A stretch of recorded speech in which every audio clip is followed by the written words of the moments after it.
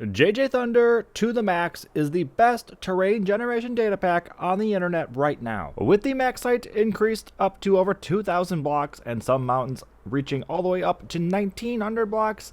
Even the caves are bigger and the biomes are larger in this data pack, making this a really tough one to beat by any of its competitors. So if you want to check this out for yourself, the link is down in the description box below, but let's go ahead and take a look at how I set this up for myself. So you will need to create a new world in order to utilize this data pack, as it will corrupt existing worlds. We can go ahead here and set this however we'd like. Same for the world settings here. We can do whatever we want with that, but what's important is to come over to the More tab here, go down to Data Packs, and we do need to add one into this set here. So after clicking on Open Pack Folder, this will create a temporary folder for you to drop these data packs into. You want to go ahead and drop that JJThunder To the Max zip file into there. No need to unzip it, and then you can go ahead, hop back over here, and you'll see now that it does appear in the available column. We can jump that over, and in my case, I'm using some performance mods on Fabric that are going to help this run a lot smoother. In most people's cases, you're probably going to want to utilize these as well, as this data pack does require quite a bit of processing power. So we do need to have those Fabric mods on top of JJThunder,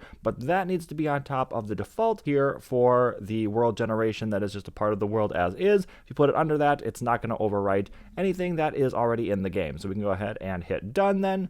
And we can go ahead and then create new world. And we're presented with something that looks like this, which isn't very impressive. So let's go ahead and fly around until we find something that does actually look pretty crazy. And I would say that that slope and the massive amount of water here is probably going to be pretty insane. So we don't want all this fog coming on around here. I am using the Bobby mod to allow me to increase my render distance by a lot. So we can come into video settings here, render distance, let's crank that all the way up to 128 and see what that's going to give me. It's going to take some bit of time to render all the chunks. After spending some time generating a bunch of the chunks and getting these all to render, we have this massive forest on one side of the river, but let's turn around and take a look at that.